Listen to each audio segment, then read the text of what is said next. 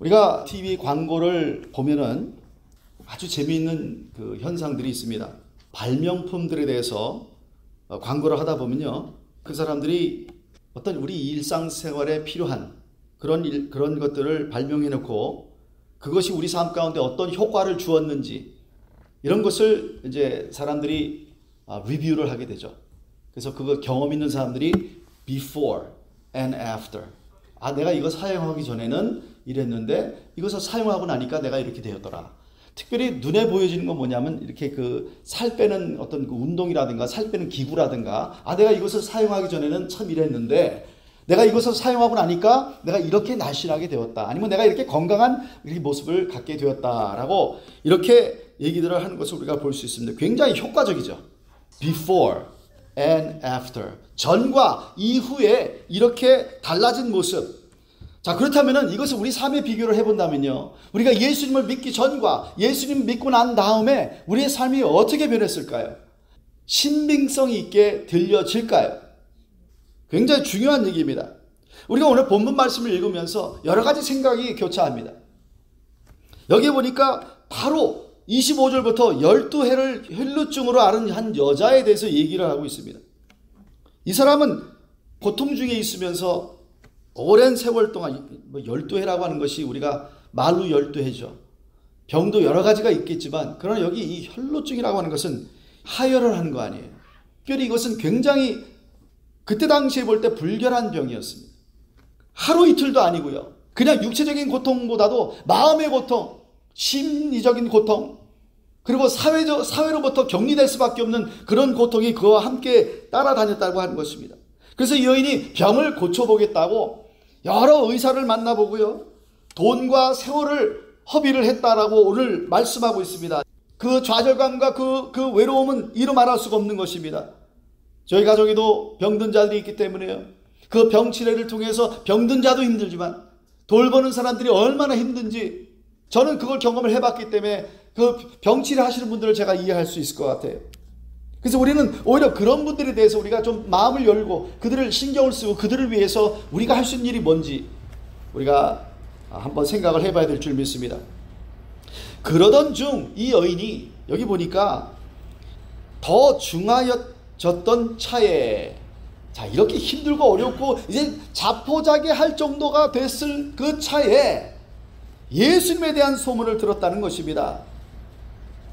희망적인 소문을 접했는데 예수님께서 어떤 병이든지 예수님께 오기만 하면 예수님께서 고쳐주었다는 소문을 들었습니다. 그래서 이 여인은 마지막 희망을 가져보기로 했습니다. 자포자기 했다가 그래, 좋아, 내가 모든 걸 다 해봤어. 이제 나 딱 하나 남은 것은 예수님 한 번만 만나고 그때 죽더라도 내가 죽어야지. 이런 생각을 가지고 이제 예수님을 만나기로 생각을 했습니다. 그런데 가는 날이 장날이라고요, 무리가 모였습니다. 너무나 많은 사람들이 예수님을 애워쌌다고 그 전절에 나오고 있습니다. 예수님을 가까이 갈 수가 없어요. 그런데 여인이 절망적인 가운데 있는 사람들만 갖고 있는 것이 뭐냐면요, 뭔지 아세요? 내가 죽으면 죽으리다. 이제 내려갈 대로 내려간 사람은요, 뭐든지 할 수 있습니다. 여러분, 한 가지만 한번 해보겠다, 그리고 내가 죽겠다라고 하면요, 그 사람을 이길 사람이 없어요. 그래서 여기 보니까 이 절망 가운데서 내가 예수님의 옷자락에만 가까이 어떻게든지 가가지고 예수님하고 대화는 못하더라도 내가 예수님 내 손으로 예수님의 옷자락만 내가 대면은 내가 나을 것 같다. 이러한 믿음이 이 여인에게 있었다는 것입니다. 그리고 난 다음에 그 여인은 가까스로 예수님 가까이 가서 결국 예수님의 옷자락을 만질 수 있었고요, 그리고 기적을 체험했습니다. 놀란 것은 이 여인의 반응보다도 더 놀라운 것이 예수님의 반응이었다는 것입니다. 오늘 이 본문 말씀을 잘 읽어보면요, 예수님의 반응이 더 놀라워요. 어떻게 그렇게 많은 사람들이 예수님을 만지고 예수님을 밀치고 하고 있는 이 상황 속에서 자신으로부터 능력이 나갔다고 말씀을 하십니다. 그것을 바로 느끼셨어요. 그리고 뭐라고 말하면 자기의 옷에 손을 댄 사람이 누구냐고 예수님이 물으셨습니다. 예수님께서 왜 그 많은 사람들 중에서 이 사람도 손대고 저 사람도 손대고 했을 텐데 불구하고 왜 예수님께서 꼭 그 여인만 고쳤겠어요? 많은 사람들이 예수님을 손대는 순간에 하나님의 능력이 나갈 수 있지 않겠습니까?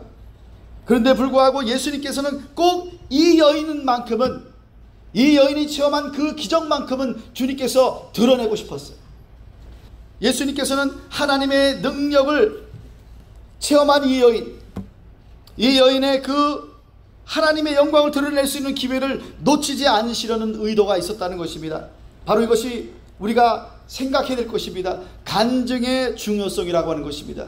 우리 하나님께서 분명 여러분 삶 가운데 기적과 은혜와 또 자비와 용서를 베풀어 주셨습니다. 그런데 그것을 우리는 그냥 지나쳐버립니다. 하나님 앞에 감사와 하나님께 그 영광을 돌리지 않습니다. 우리의 하나님의 마음을 아프게 하는 것입니다. 우리 주님께서는 이제 이 여인을 드러내서 이 여인으로 말미암아 많은 무리 앞에서 하나님이 역사한 그 역사를 간증하게 만드는 것입니다. 30절에 누가 내 옷에 손을 대었느냐, 누가 하나님의 은혜를 입었느냐. 여러분, 하나님의 은혜를 받으셨습니까? 하나님의 기적을 체험하셨습니까? 하나님을 만나셨습니까? 하나님의 음성을 들으셨습니까? 여러분, 가만히 있으면 안 돼요. 바로 연결되는 이야기가 있습니다. 누가복음에만 기록되어 있는 기록입니다. 10명의 문둥병자들이 예수님께서 예루살렘으로 가시던 중에 10명의 문둥병자들을 만났습니다. 그런데 그들이 율법상 이 문둥병자들은 격리된 삶을 살아야 되기 때문에 보통 사람들이 있는 곳에 오면 안 돼요. 그래서 예수님과 함께 제자들도 있었고 사람들이 있었기 때문에 멀리 서서 예수님께 소리 지르기 시작합니다. 우리를 긍휼히 여겨주세요. 우리를 불쌍히 여겨주세요. 예수님께서 바로 이렇게 얘기하십니다. 가서 제사장들에게 너희 몸을 보이라. 내가 너를 고쳤다는 말도 안 하셨어요. 그냥 너희 몸을 제사장들에게 너희 몸을 보이라 그랬습니다. 제사장에게 몸을 보이라고 한 것은 이미 우리 주님께서 그들을 불쌍히 여기시고 그들을 고치셨다는 그런 말과 같은 것입니다. 그러나 사실 그들의 몸은 아직 고침받은 것이 아니었습니다. 이것은 절망적인 있는 사람들만이 가질 수 있는 그 마음을, 그 믿음을, 그 간절함을 우리 예수님께서 아셨다는 것입니다. 그래서 그들이 예수님의 음성을 듣자마자 어떻게 했어요? 제사장에게 몸을 보이려고 가기 시작했습니다. 그들의 소원이었던 이 문둥병, 이 나병이 낫기를 원했습니다. 그런 소원이 있었습니다. 그리고 그들은 예수님께 간절히 간구했습니다. 그리고 예수님의 말씀이 떨어졌어요. 그 말씀이 떨어지기가 무섭게 순종하기 시작했습니다. 할렐루야. 여러분, 우리가 하나님 앞에 간절함을 가지고 나갈 때요, 우리 하나님께서 성경 말씀을 통해서, 설교를 통해서, 아니 우리의 믿음의 선배를 통해서 말씀이 들려지면은 여러분 아멘, 할렐루야, 순종의 모습을 보이시기를 바랍니다. 그들은 가다가 순종하다가 고침을 받은 것을 깨달았습니다. 저희가 가다가 깨끗함을 받은지라. 남이 가지지 않는 믿음이 있었습니다. 여러분, 믿음이라는 것은요, 언제 보여주는지 아세요? 정말 인생에 어려운 도전이 왔을 때 진정한 믿음이 보여지는 거예요. 정말 내가 예수님을 얼마나 믿고 살았는지가 보여지는 거예요. 모든 일이 잘 되고 모든 일이 쉽게 풀린다면요, 진정한 믿음을 보일 수가 없는 것입니다. 믿음의 조상 아브라함도 마찬가지였습니다. 그가 하나님께서 약속한 아들 이삭을 얻고 난 다음에 하하호호 하면서 즐겁게 살고 있었습니다. 그러나 하나님께서 주신 그 선물이었던 아들을 더 사랑하는지 아니면 하나님을 더 사랑하는지 하나님께서 시험을 하기 시작했어요. 그 마찬가지로 하나님께서 저와 여러분의 믿음을 시험할 때가 있다는 것입니다. 여러분, 어려움이 왔을 때 오히려 믿음을 보일 수 있는 기회라고 생각하시기를 바랍니다. 우리는요, 이 문둥병자들의 얘기에 보면요, 아직 눈에 보이진 않지만, 아직 내가 지금 손에 쥐진 않았지만 마치 하나님께서 나에게 응답해 주신 것처럼, 받은 것처럼 감사하는 마음을 가지시고 행동으로 옮기시고, 또 여러분, 감사헌금을 미리 드리는 분들 봤어요. 제가 하나님께 기도 제목을 놓고 기도하는데 기도하고 난 다음에 하나님 주신 줄 믿습니다 라고 그냥 하나님께 이렇게 미리 드리는 분들 봤어요. 그런 권사님들 봤어요. 그리고 하나님께서 역사를 하는데 놀랍게 역사를 하시더라고요. 하나님께서 저와 여러분에게 어떤 상황 속에 드는지 우리의 믿음을 보이라고 하실 때 우리 순종의 믿음을 보여주시기를 바랍니다. 그 10명 중에 몇 명이 돌아와서 주님께 감사했다고 그랬습니까? 한 명만이 주님께 돌아와 감사를 했어요. 어찌 보면은 100% 중에 10명이니까 100% 중에 10% 정도만 하나님께 정말 감사하고 사나? 뭐 그렇게 생각할 이유는 없지만 그 정도로 얕아요. 이 퍼센티지가 얕다는 것입니다. 우리 주님 얼마나 마음이 아프실까요? 근데 누가는 이 얘기를 하면서 이런 얘기를 합니다. 이 사람이 사마리아인이었더라. 왜 누가는 이 복음서에 없는 이 이야기를 하면서 꼭 이 사람이 사마리아인이었다라고 말을 했을까요?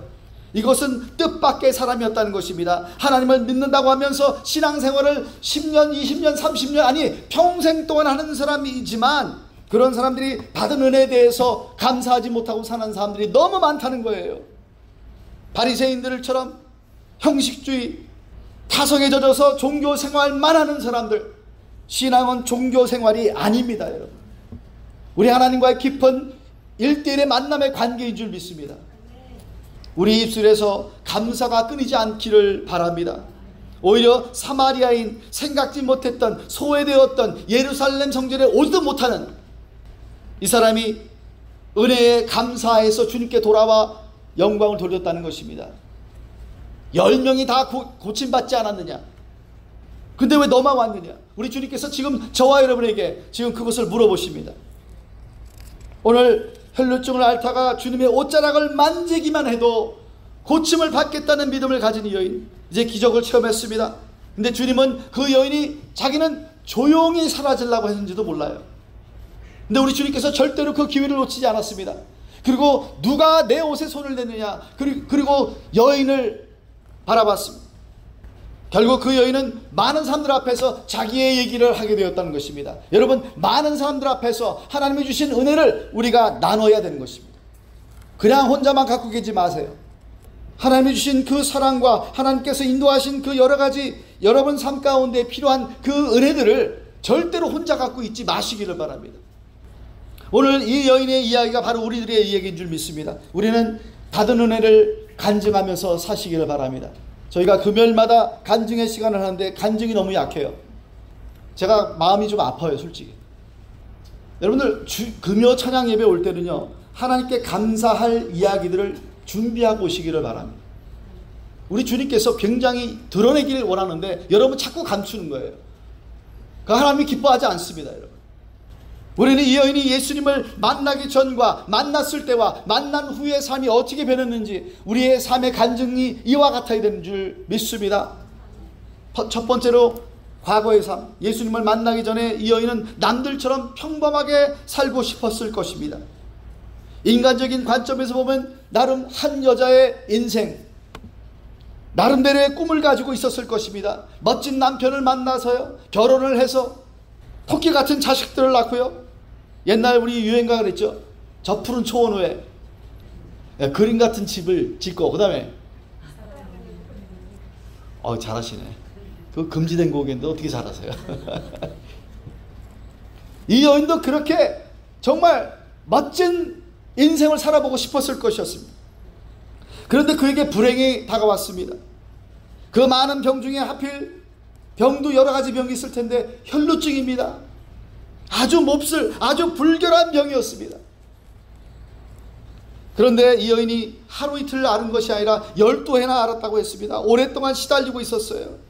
그런 이 병을 숨기고 싶었을 것이었습니다. 여러분, 숨기고 싶은 우리의 과거가 있습니까? 결국 12년 동안 지속되는 이 문제로 말미암아 모든 힘을 다해서 모든 돈을 다 쓰면서 의사들을 찾아갔고 했지만 소용이 없었습니다. 남편이 알까봐, 식구들이 알까봐 감추었지만 결국은 다 드러났겠죠. 그런데 12년 동안 그랬으니 율법으로 이 여인은 정말 사람들과 사회적으로 격리될 수밖에 없는 그런 상황에 있던 사람이었기 때문에 여러분, 그 외로움이라고 하는 것은 이루 말할 수가 없었습니다. 얼마나 괴로웠을까요? 더 나아가서 날 사인이 보이질 않는 거예요. 그래서 그는 자포자기했을 것입니다. 그래서 마지막으로 죽기 전에 죽음에 대한 두려움도 이젠 아랑곳 없이 내가 이제 할 일은 다 했다. 내가 예수님만 만나야지. 이제 예수님만 만나야지. 여러분, 우리의 자세가, 우리의 태도가 이제 예수님만이다라고 할 때까지 우리 주님께서 우리에게 그 도전을 하실 때가 있습니다. 여러분, 예수님 외에 다른 것 없습니다. 예수님 외에 여러분이 의지할 것 없습니다. 근데 있다라고 생각이 된다면요, 우리 주님께서 어쩌면은 그런 일들을 통해서 여러분이 깨닫게 하실지도 모릅니다. 이제 이 여인은 모든 돈, 모든 건강, 희망 다 잃어버린 상태에 소문을 들었습니다. 예수님? 예수님이 누군데? 예수님은 그를 만나는 자마다 다 고쳐주었어요. 귀신 들리는 자도 다 쫓아냈고요. 혹시 여러분들이 아는 분들 중에서 희망을 잃고 살아가는 분들이 계십니까? 이제 모든 게 다 끝났다. 내가 할 수 있는 건 다 해봤다. 그런데 아직 예수님을 모르는 분들이 계십니까? 여러분, 그들에게 찾아가시길 바랍니다. 예수님을 소개해 주시기를 바랍니다. 이 여인이 그랬어요. 예수의 소문을 듣고 무리 가운데 섞여 뒤로 와서 그의 옷에 손을 대었다고 했습니다. 왜 그랬을까요? 그 여인은 자기가 불결하다는 것을 알고 예수님은 거룩하신 분이기 때문에 예수님께 가까이 가면 안 되는데 몰래 가야 되는 자기 입장을 나타낼 수가 없었습니다. 그래서 그는 몰래 뒤로 와서 예수님의 옷에 손을 댈 수밖에 없었습니다. 여러분, 여인의 관점에서는 다 이런 거예요. 자기는 부족하고 자기는 예수님 만날 수 없는 사람이고 몰래 예수님의 옷을 만질 수밖에 없는 상황이었습니다. 예수님의 관점에서는 보면 이 여자가 갖고 있는 그 혈루증은 그렇게 심각한 문제가 아니라는 것입니다. 이 여인이 갖고 있는 문제는 더 심각한 문제가 있는데 바로 영적인 문제라고 하는 것입니다. 영혼의 병을 앓고 있는 것을 이 여인은 모르고 있었습니다. 죄의 문제가 더 심각한 것을 우리 주님은 이 여인에게 알려주고 싶었던 것입니다. 우리 인생들은 그것도 모르고요, 죄의 문제 속에 파묻혀가지고 자기의 힘으로, 자기의 능력으로 자기를 고쳐보려고 하면서 살아가고 있습니다. 이 여인이 그런 여인이었습니다. 바로 이것이 우리의 모습이 아니냐, 그 얘기예요. 여러분, 예수님을 만나기 전에는 바로 이런 모습이었습니다. 오늘 예수님을 제대로 만나시기를 바랍니다. 주님은 이곳에 와 계시는 줄 믿습니다. 주님께서 여러분에게 속삭이십니다. 이제 우리의 마음을 열어 주님 준비하신 이미 열어놓으신 그 문으로 우리가 오기를 바라고 계십니다. 우리가 신앙 간증을 할 때 우리가 예수 믿기 전에 얘기를 하지만 이제 예수님을 만났을 때 얘기도 해야 됩니다. 사람들은 본능적으로 좋은 경험이든 또 나쁜 경험이든 그 기억을 가지고 평생 살아갑니다. 메모리라고 하죠. 추억. 그것이 좋은 추억이든 나쁜 추억이든 갖고 있습니다. 예를 들어서 트라우마라고 하는 것이 있습니다. 특별히 어렸을 때 당했던 일들은 굉장히 오래 가죠. 제가 우스개 얘기로 자꾸 하지만 저에게 어렸을 때 트라우마가 있으면요, 개에게 물린 거예요. 그래서 별거 아닌데도 개만 나타나면 이상하게 움찔거려요. 그런 게 트라우마라는 거예요. 제가 개인적으로 극복해야 될 일입니다. 그런데 어찌됐든 간에 심리적으로 그냥 불편함을 느껴요. 아무것도 아닌데. 어찌됐든 간에 이런 경험이라는 것이 있으면은 그것이 심리적인 장애를 가지고 나타나게 되어 있습니다. 그러나 예수님을 만날 때 여러분, 우리가 어떤 트라우마가 있든지 그 트라우마를 우리 주님께서 고쳐주시기를 원하십니다. 이 여인은 자기가 예수님을 만날 때에 자기가 가지고 있었던 그 트라우마, 바로 지금 모든 것을 잃어버린, 자기의 삶의 모든 꿈과 비전을 다 잃어버린 상태에서 예수님을 만나는데 이 상황을 잃어버릴 수가 없는 것입니다. 자기가 가지고 있었던 것 이제 아무것도 없어요. 건강을 잃어버렸습니다.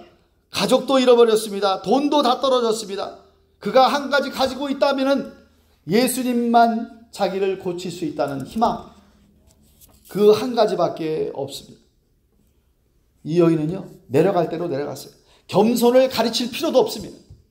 이 여인에게 자존심이나 체면 따위도 필요 없습니다. 이제는 어쩌면 우리 주님께서 그런 상황 가운데 우리를 만나시기를 원하는지도 몰라요.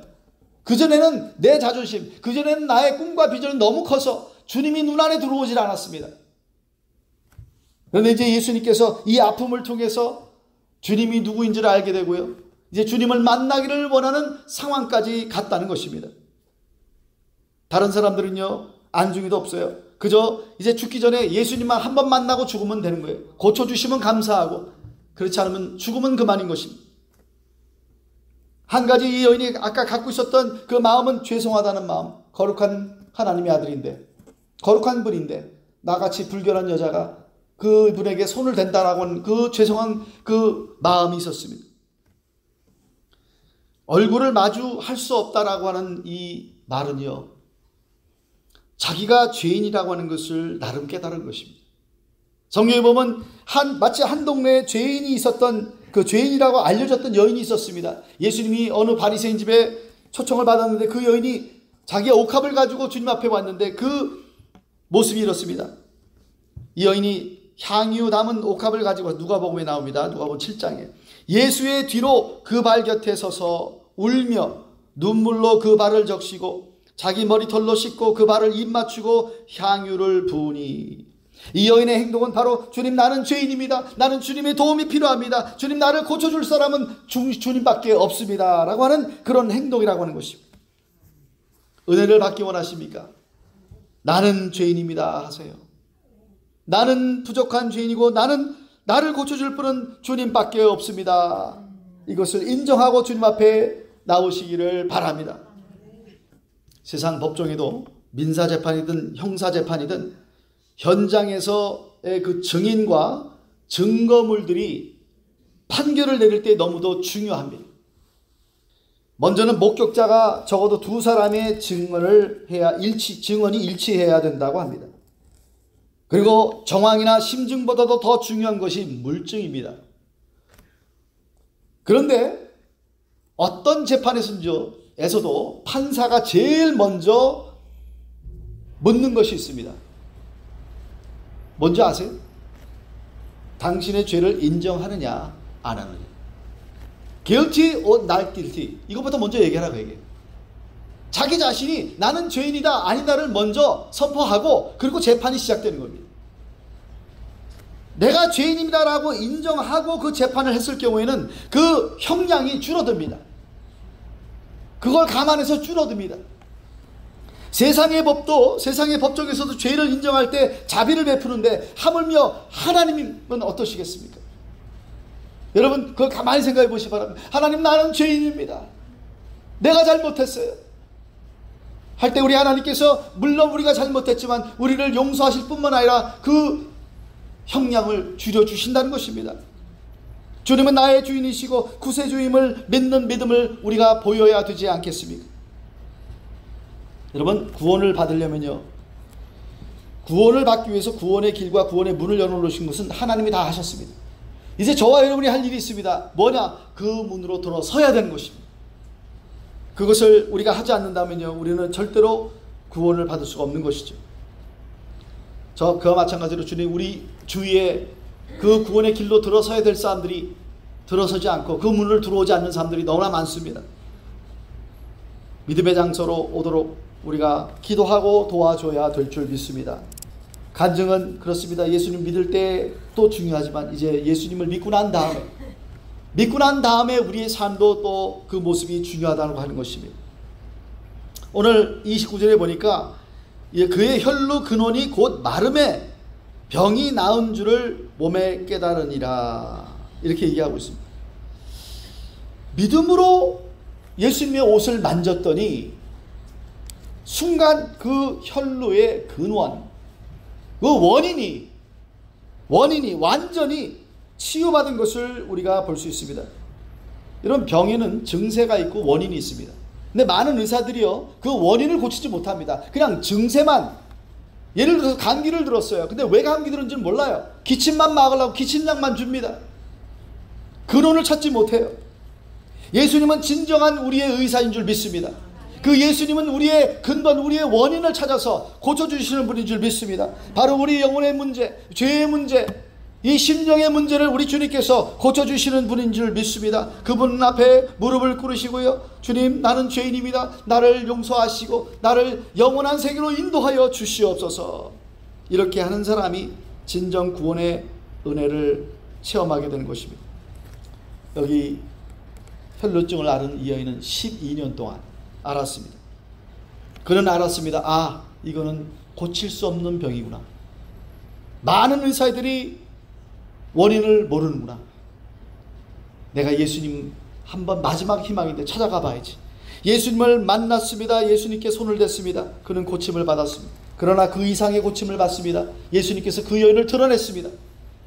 그리고 그 여인은 두려운 마음에 자기의 이야기를 간증으로 얘기하게 됐습니다. 그 전과 예수님 만나고 그 다음에 예수님 만난 후에 그가 완전히 치유받고 더 이상 이제 그 이상으로 진정한 영적인 문제, 그 문제까지 해결 안 받은 것을 간증하게 되었던 것입니다. 예수께서 가라사대 따라, 내 믿음이 너를 구원하였으니 평안히 가라. 내 병에서 놓여 강건할지어다.